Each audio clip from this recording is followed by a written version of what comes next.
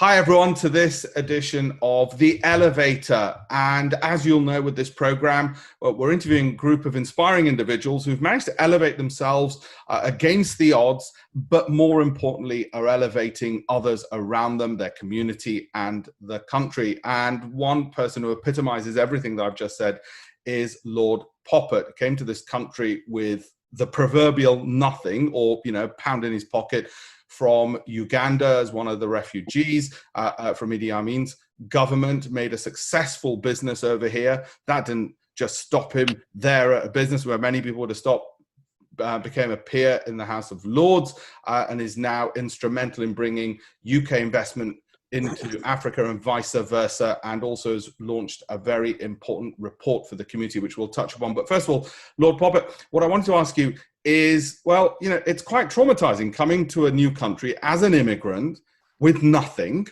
How do you do it? How do you achieve that success that you've had? What's the advice you'd give others? I think it's not us, it's the country itself, a country that gives opportunity to people. What I believe that if you come here, if you work hard, if you integrate, you speak English, and you can make a great success. And of course, we embrace the value of this great country, which has done so much for our British Indian community as a whole. There are shining examples in Parliament, in financial institutions, in many areas that, the Ugandan or the East African nations have done pretty well. What would you say to those, and it's very timely at this moment with obviously everything going on with Black Lives Matter, social division, those who say, look, I don't have the networks. And of course, you didn't have the networks when you came to this country.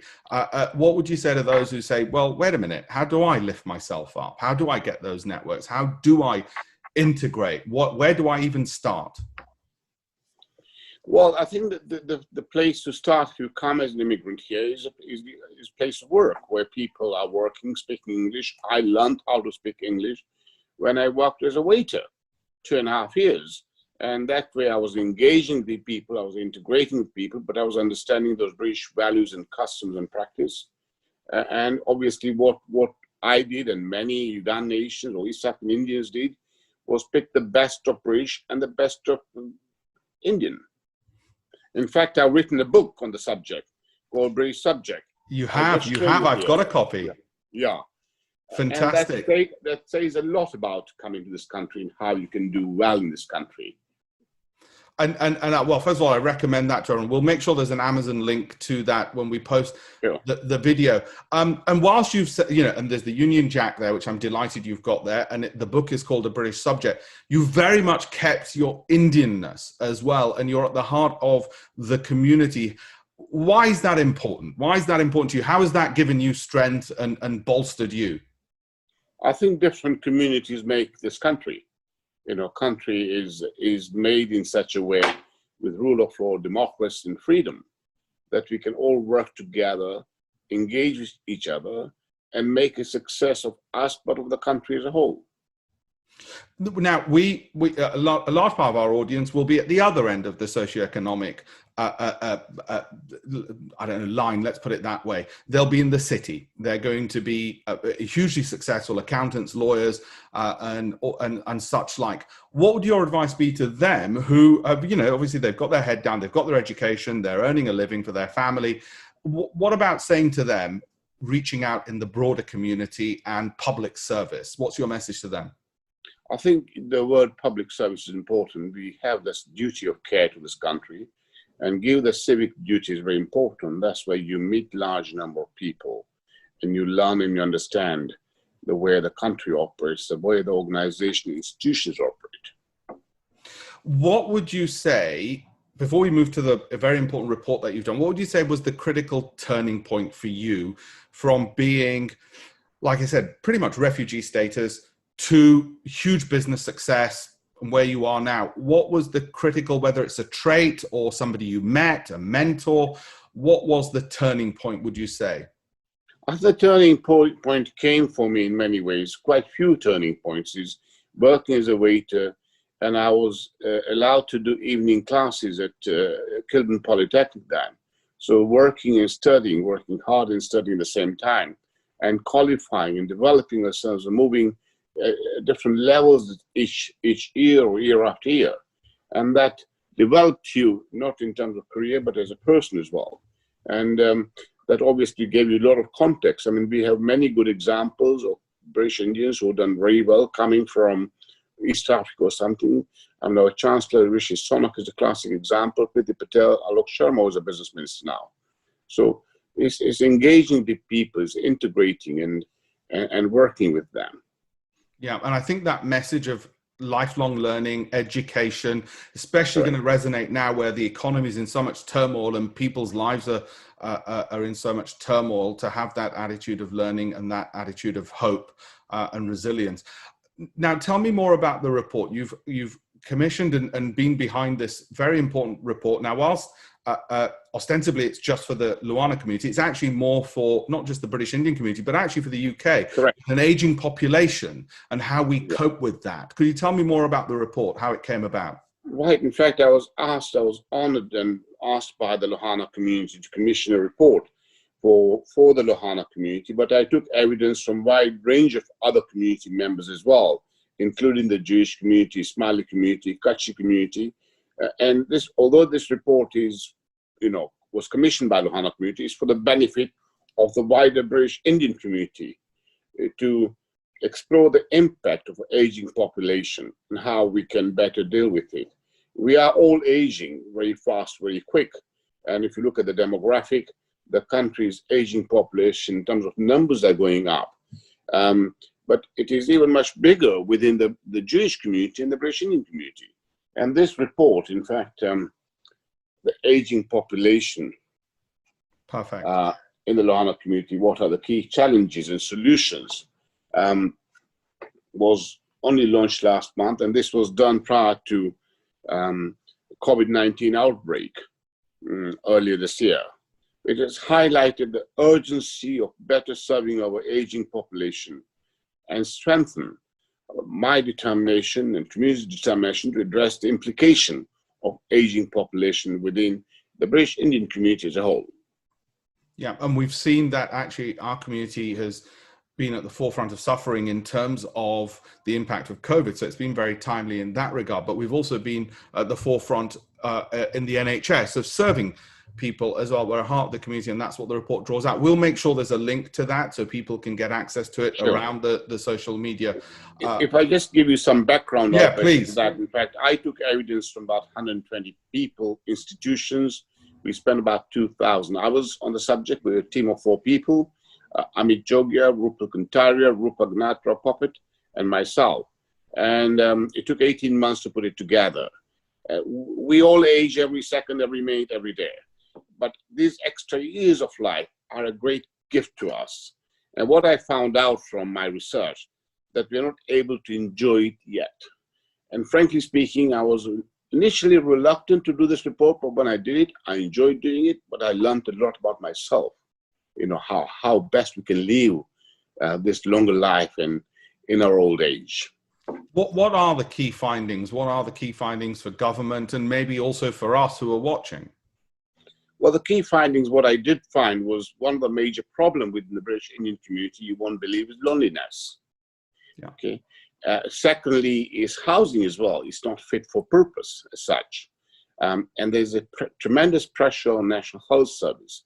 There's a lot we can do as a community or as individuals to overcome some of these challenges we've got. Let's take this point about loneliness, and you're absolutely right. And the Mandirs fulfill some of that purpose, but of course, at the moment, because of social distancing, at the time we're recording this, that's not feasible. What would you say to those? Like I say, there's people watching this who'll be from the city, professionals. There'll be those who are in other areas of life who want to undertake what you and I know as the term seva. What kind of initiatives are called for at this time to help with that major problem of loneliness in old age? I think loneliness has become one of the most pressing challenges within our community, and COVID-19 lockdown has even made it more urgent. And what one of my recommendations in loneliness is to create a helpline where we can bring the elderly people who are living lonely, and Alpesh, whether you live in an 800 square feet flat or 4,000 square feet house, loneliness is the same. So this helpline can ring in the morning. There'll be a large number of people come forward to be volunteers who can ring that elderly person in the morning, say good morning or Jai Shri Krishna or something, and maybe at night, saying good night and how are you? And quite often these people have problems, even having an appointment with the doctors. Now, this is another area that I found out, that we need to train and develop our older generation with technology. If you want to see a doctor these days, you've got to have apps, and they don't know how to use it or operate it. Even communication with children during COVID-19 was Zoom. They don't know how to do it. So this training and development is important with all the technology that's going around. So I think this is another area: loneliness, training and development, housing. When I went to Leicester, Coventry, Birmingham, you name the cities I've been, seen people. If you ask me, how did I do this, me and Amit? We actually very lucky. We had 2017 election. So we're out there canvassing. And if we see a Gujarati name or a Lohana name, we knock the door, get in the house, and most of them recognize me and say, I say, I've come for two reasons here. Can you vote for my party, and can I have a cup of tea? And whilst having this tea, I started talking to them and realize the sort of quality of life they're living. I mean, there are many who obviously worked very hard, gave excellent education to children, and really living lonely with ill health quite often.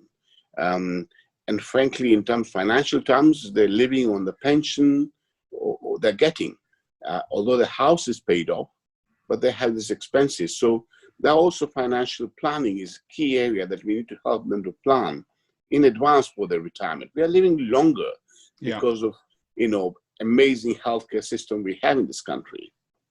Yeah, I think what I got from the report was, and I encourage everybody to read it, is I think in the right hands, it will lead to people from our community delivering on some of the solutions to the problems you've identified. I think the great thing about it was you identified the problems, you identified some of the solutions.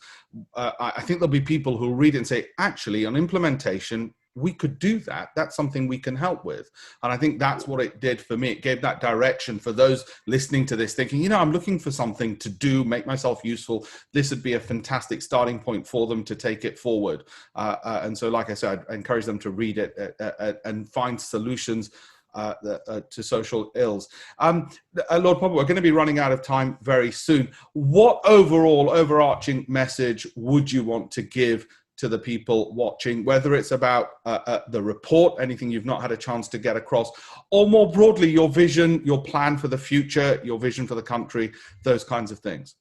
I think if you just go back on the elderly in the report, we're not necessarily heading towards a disaster. Older people contribute greatly to the society, to the community, including through volunteering and delivering informal care to either to their spouse, but more important, a large number of help their children so much in terms of babysitting, school drops and all that.